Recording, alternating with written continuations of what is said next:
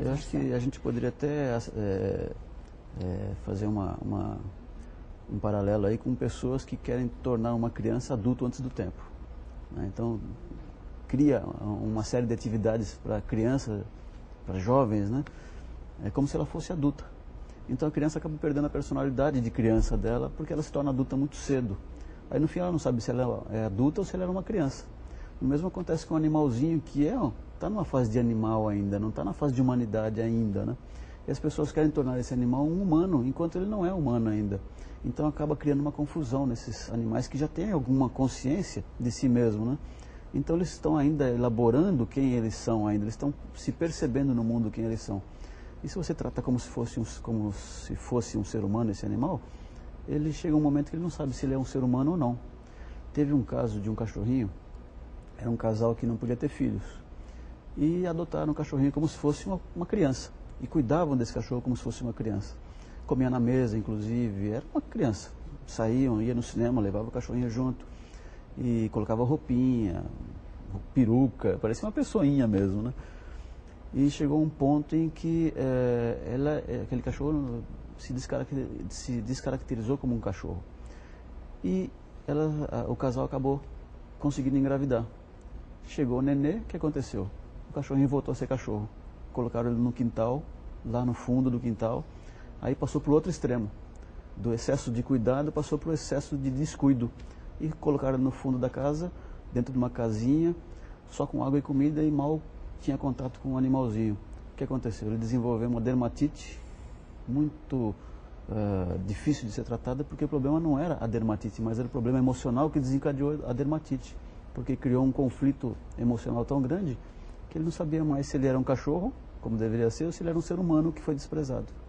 Então a gente tem que tomar muito cuidado com isso, de tornar um animal humano, né? Na verdade ele não é um ser humano, ele é um cachorrinho que merece nossa atenção, mas sem os exageros, né? E aí você colocou um ponto importante, que às vezes as pessoas elas acabam comprando ou ganhando o animal, mas tem uma vida também tão agitada que não conseguem dar atenção, ter a companhia desse animal.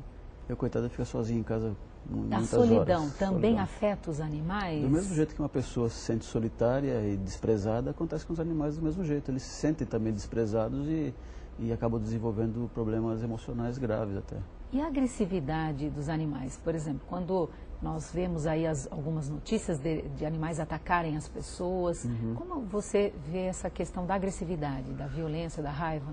Essa atitude de agressão é comum aos animais. Até nós, seres humanos que ainda estamos na fase de animalidade também, a gente encontra isso de agressividade, né? Não é uma coisa só dos animais que estão exclusivamente na fase de animais, né?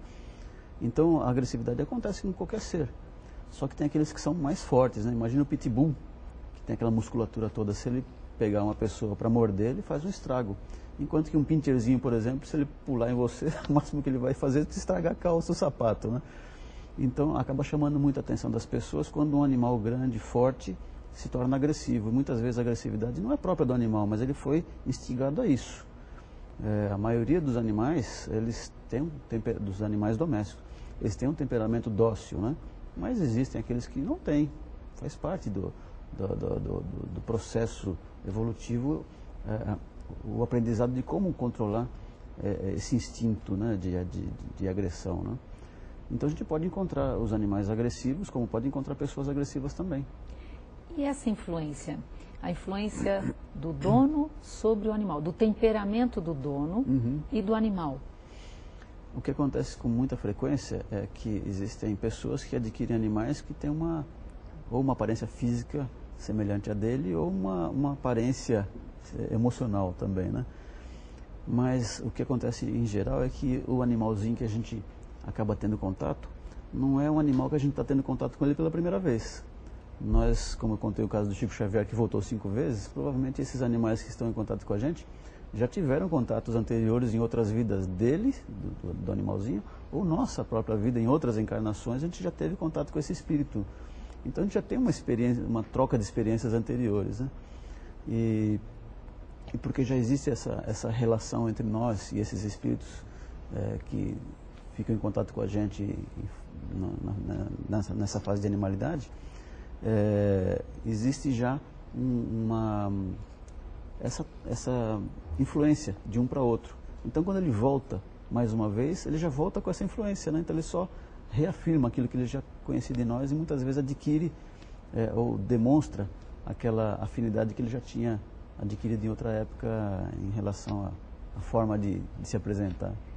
Conversando com você, eu lembro daquele filme 101 Dálmatas, que logo no início eles fazem algumas tomadas, né, de um desenho animado que vai mostrando o dono e o cãozinho e a semelhança, né, a semelhança no andar, a semelhança da postura, a semelhança na forma. Aí tem mesmo. Não é? E aí é um aspecto mais, como você falou, uma questão mais do convívio físico. Aí tem as questões emocionais.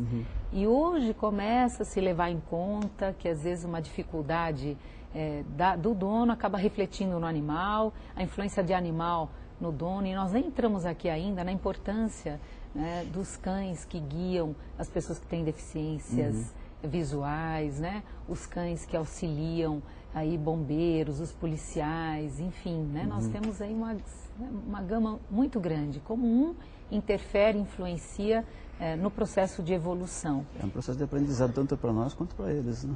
Agora, então temos o físico, as questões emocionais, agora essa visão espiritual, ela é importante, e aí uma dica que a gente deixa aqui é, se a pessoa começar a perceber um quadro que não se resolve, por exemplo, dentro com o veterinário, dentro da medicina, a pessoa pode buscar outros recursos, então, além do tratamento só físico.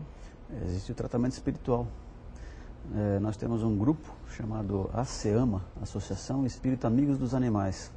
E lá, nesse grupo, nós desenvolvemos não só um estudo sobre a espiritualidade dos animais, um estudo aprofundado sobre a espiritualidade dos animais, mas também nós desenvolvemos um trabalho espiritual, de cura espiritual nos animais, que acaba se refletindo no corpo físico, criando uma cura física. Como já aconteceu em alguns casos de câncer, o animalzinho se curou de câncer, não um, mas vários outros animais, um, por exemplo, que teve uma paralisia porque teve uma fratura de coluna, que tinha sido condenado. Vários veterinários que examinaram esse animal disseram que ele não tinha condições de se recuperar, e em 3 meses ele já estava andando. Então são vários casos assim de cura física e de cura emocional também. Alguns animais que são agressivos, por exemplo, se tornam dóceis com tratamento espiritual. Alguns animais com medo, tem animais que chegavam ali no tratamento espiritual aterrorizados, né? Porque pânico, como o síndrome do pânico que acontece com a gente, depois de alguns dias de tratamento espiritual, o animalzinho já vinha balançando o rabinho, brincando com todo mundo, como se tivesse mesmo se transformado e colocado para fora aquilo que ele realmente é. Então o tratamento espiritual é muito importante e é uma novidade, né? Não existe em nenhum lugar alguma coisa parecida com isso, e realmente é eficiente no tratamento, na cura. Não digo que seja 100%, porque é impossível a gente afirmar isso, mas existe uma efetividade muito grande na recuperação psicossomática dos embasado animais. na doutrina espírita, não é? Baseado na doutrina espírita.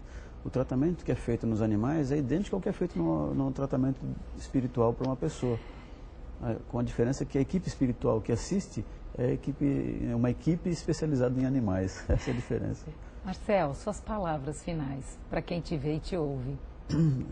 Eu gostaria que as pessoas criassem, né, uma consciência para o 3º milênio, né, que nós entramos no 3º milênio, então era interessante que as pessoas acompanhassem essa evolução do planeta, aliás, que a nossa evolução empurrasse o planeta para um patamar mais elevado, através dessa conscientização de que todos os animais são nossos irmãos e que todas as pessoas também são nossas irmãs, e que nós, através dessa nova consciência, realmente deixássemos de guerrear e transformássemos o nosso mundo num mundo melhor.